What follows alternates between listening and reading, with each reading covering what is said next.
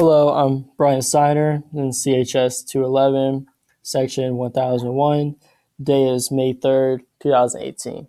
So the title of my research is How the Consumption of Coffee Affects Our Health. So my research topic is based on the health risks of drinking coffee and if there are any health benefits from it. So there are three themes that are guiding my paper, and they're separated from each other. One of them is diseases, the other one is pregnancy, and then the last one is health benefits. When looking at diseases, this study will show how different types of diseases are associated with drinking coffee. For pregnancy, the study will show, we'll see the health benefits, the health outcomes of offsprings when their mothers drink excess amount of coffee, drink too much coffee throughout the pregnancy. And then lastly, this study will show why there are more health benefits than risks. But overall, we're going to weigh out both benefits and risks, and we're going to see why researchers believe that they are a risk of developing cancer. So when we're looking at previous sources that base their research on the negatives and the risks of coffee, I'm pretty much basing my study on the fact that previous data has stated that coffee has a negative effects on our health. So the first article is where, like, a couple months ago, a California judge ruled out coffee shops such as Starbucks are required to put cancer warning label on every coffee cup. This is due to the fact that there are chemicals in coffee that are associated with an increase in cancer.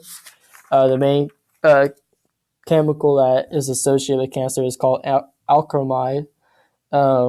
And in another research article, researchers just determined that acrylamide, which is the main chemical that causes a risk of cancer. And so they injected that chemical into lab rats, and their increase of cancer shot through the roof. And so when they injected it, it could be a cause for cancer. That's what they determined in their findings. And then the last article, which is pretty ridiculous when I read it, of the timeline that the author provided about how coffee was a harmful drink. So, for example, in the 1800s,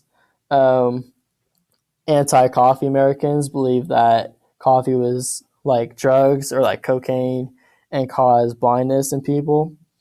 Another example would be where in Ethiopia, coffee was prohibited by Islamic law because they believe that it caused people to gamble and cheat on their spouses, but there was a lot more risks that were involved in it in the 1900s, where scientists thought it was going to decrease the growth rate and decrease students' grades. So when we're looking at the essence of how you engage in these sources, the main question that is brought in these research articles is, how is our health affected by those chemicals inside coffee? So some of the main issues of previous research is the lack of co-founders, such as smoking, drinking, and genetics, for the cause of these health issues.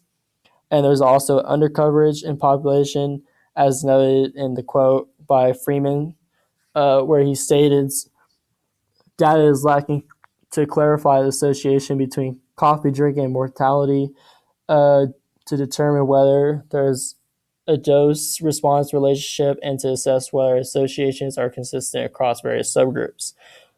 So pretty much the only thing that I found in lab rats was that it did not affect humans at all. Even though the injection for lab rats increased the risk for diseases, it did not increase the risk of diseases in humans. And so when we're looking at the last article about past issues with coffee, I believe that previous researchers, their claims were ridiculous, and they're pretty much false theories about how they lead to illegal sex and blindness. So the main research question that guides this paper is, how is your physical condition and state of mind benefit or worsen from drinking coffee? But overall, we're looking at, are there any health risks from coffee? So to sum up my findings, a majority of my findings supported the argument for health benefits of coffee. Some of the health benefits include the fact that coffee decreases the risk of depression, cardiovascular issues, type 2 diabetes, Alzheimer's disease, and Parkinson's disease. However, the main health risk is drinking excess amount of coffee during pregnancy. So when you drink excess amount of coffee during pregnancy, it leads to health issues of their offsprings, such as birth defects, stillbirth, and short lifespans for their offsprings. And to pretty much provide more background of my findings, I found two sources or two quotes from a couple of sources. One is from the health risks and the health benefits to provide pretty much how coffee is a public health issue. And one of them is to back up my argument and how one should see the health outcomes of coffee. So, furthermore, the first quote for the health risks, it states that maternal consumption of coffee of 2 cups or greater than of coffee per day during pregnancy appear to be associated with the increased risk of CBT, particularly among children younger than 5 years at diagnosis. It is biologically possible that tumors initiated results of utero exposure to the trend manifested themselves relatively early in life. However, given to the relatively imprecise effect, estimates that these findings could be due to chance. Then we're looking at the last quote, pretty much to sum up the benefits. It says that, in summary, this large prospective cohort study shows a significant inverse associations of coffee consumption with death from all causes, specifically death due to heart disease, respiratory disease, stroke injuries, and accidents, diabetes, and infections.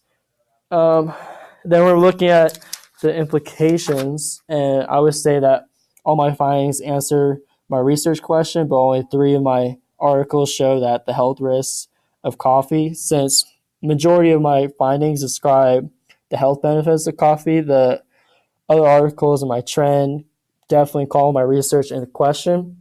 I would say, despite the fact that coffee has chemicals in it that could cause cancer, my findings prove that coffee decreases the risk of diseases. In my research, there was no place where coffee increases the risk of blindness or cardiovascular issues and decrease in the growth. Instead, my findings point to a decrease in cardiovascular disease and overall contradicts those sources in my trend. So why does my research exist? Why should one listen to what I say? This study is trying to prove that coffee is not a huge health risk, and this study stands out because I'm describing how one will not develop diseases from drinking coffee. And so when we're looking at the main objective of this study is pretty much to bring more awareness on this health issue. So for my recommendation to researchers, I recommend them to provide more studies on coffee and find more health risks associated with coffee. And also, researchers should have more controlled studies, add more co-founders to the list of health risks, such as smoking and genetics. But when we're looking at people that are not researchers, other citizens, I believe that one should not be worried about developing diseases after drinking a cup of coffee. And here's my references. Thank you very much. Have a nice day.